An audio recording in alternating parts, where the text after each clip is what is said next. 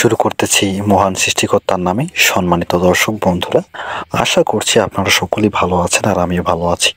সম্মানিত দর্শক বন্ধুরা, আজকে আমরা যে বিষয় নিয়ে কথা বলবো সেটি হচ্ছে যে হুট করে খামার করলে কি কি ক্ষতি হয়। কারণ আমরা যখন খামার করব অবশ্যই আমাদেরকে সব বিষয়গুলো দিকগুলো চিন্তা ভাবনা করে এবং জেনে বুঝে খামার করতে হবে। নাহলে অযথা কোনো কিছু না জেনে আমরা যদি খামার করি বা খামার শুরু করি, আমরা ক্ষতির সম্মুখীন হব, লাভের আশা তো বাদ দিলাম।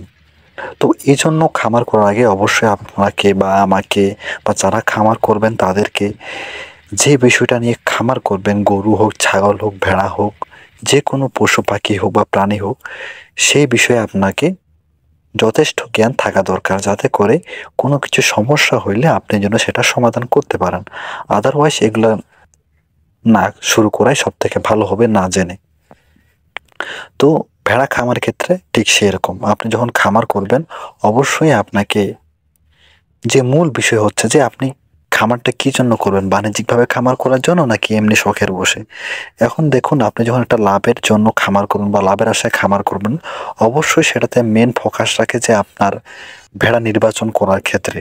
কারণ আপনি যখন ভালো ভেড়া নির্বাচন করতে পারবেন বা ভালো জাতের ভেড়া নির্বাচন করতে পারবেন, তখনই আপনার খামারের উৎপাদনটা বৃদ্ধি পাবে, না হলে বৃদ্ধি পাবে না। এটা সবচেয়ে মেন বিষয়।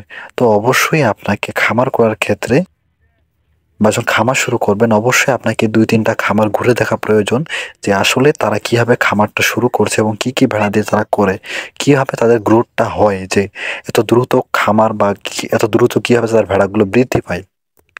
তো কেউ সহজে নিজের খামারের সিক্রেট বলবে না বা আপনার কাছে তুলে ধরবে না। তো এই জন্য তাকে কৌশলে জিজ্ঞাসা করতে হবে যে কি কারণে এইগুলো হয়।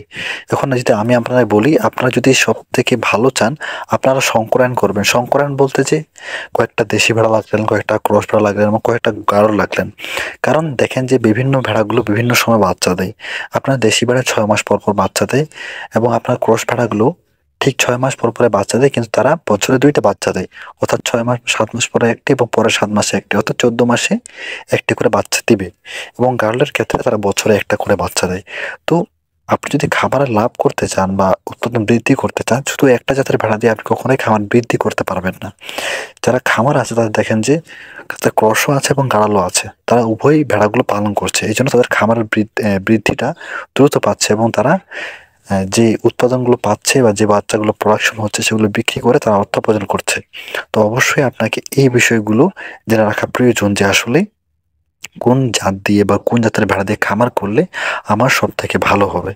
তো হুট করে খামার করলে এগুলো কিন্তু আপনি জানতে পারবেন না। তো অবশ্যই এই জন্য আপনাকে এই বিষয়গুলো জানতে হবে এবং তার সাথে আমার ভেড়া বা আমার গাড়লের কোন সমস্যা হলে কি কি খেতে দিতে হবে বা কোন সমস্যা হলে কোন ওষুধ দিতে হবে, কতটুকু ভেড়ার জন্য কতটুকু কিরমিস ডোজ দিতে হবে, কতটুকু ট্যাবলেট দিতে হবে, কয় ভাগের কয় ভাগ দিতে হবে, এই বিষয়গুলো আপনাকে জেনে রাখতে হবে। কখন টিকা দিতে হবে, কোন রোগের জন্য পিপিআর বা খুরা রোগের জন্য কোন টিকা দিতে হবে, পেট ফাঁপা হইলে বা গাল ফোলা হইলে কি কি করতে হবে। তারপরে অনেক সময় এই বর্তমান সময়ে আহ, ভেড়ার গায়ে কিন্তু ফুল পড়ে, যেহেতু এখন আমের সিজন এবং লিচুর সিজন। তো ফুলগুলা পড়ে তাদের উপরে পোকা পড়ে যায় এবং পোকা থেকে ঘা বা ক্ষত সৃষ্টি হয়। তো এই ক্ষতগুলো কি কি সারাতে হবে, কখন ভেড়ার চুল কাটতে হবে, কিভাবে গোসল করাতে হবে, সপ্তাহে কয়দিন গোসল করাতে হবে।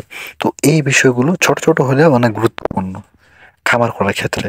তো অবশ্যই আপনাকে এই বিষয়গুলো নিয়ে ঠান্ডা মাথায় এবং পরিষ্কারভাবে সিদ্ধান্ত নিতে হবে, যাতে করে আপনি খামার করার ক্ষেত্রে মানে সিদ্ধান্ত নিতে না পারেন যে কি করব না করব, এখন তো শুরু করলাম, এখন শুরু করার পর এইদিকে যেতে পারবেন না ওইদিকে যেতে পারবেন না, একদম লাস্টে দেখা যাবে যে 2 নৌকা 2 পা দিয়ে ফেলছেন, কোন দিকে যেতে পারতেছেন, একটা পা সরাইলে আরেকদিকে পড়ে যাচ্ছেন।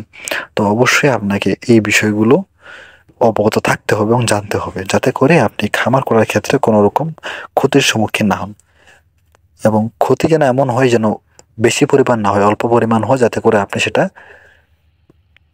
কোনো কিছু দ্বারা পূরণ করতে পারেন, সেরকম একটা এবিলিটি থাকতে হবে। সম্মানিত দর্শক বন্ধুরা, আশা করি আপনারা বুঝতে পেরেছেন। ভুল হলে ক্ষমা দৃষ্টিতে দেখবেন। দেখা হচ্ছে নতুন ভিডিওতে নতুন বিষয় নিয়ে। ভালো থাকবেন। ধন্যবাদ। আপনার খামারের জন্য শুভকামনা রইল।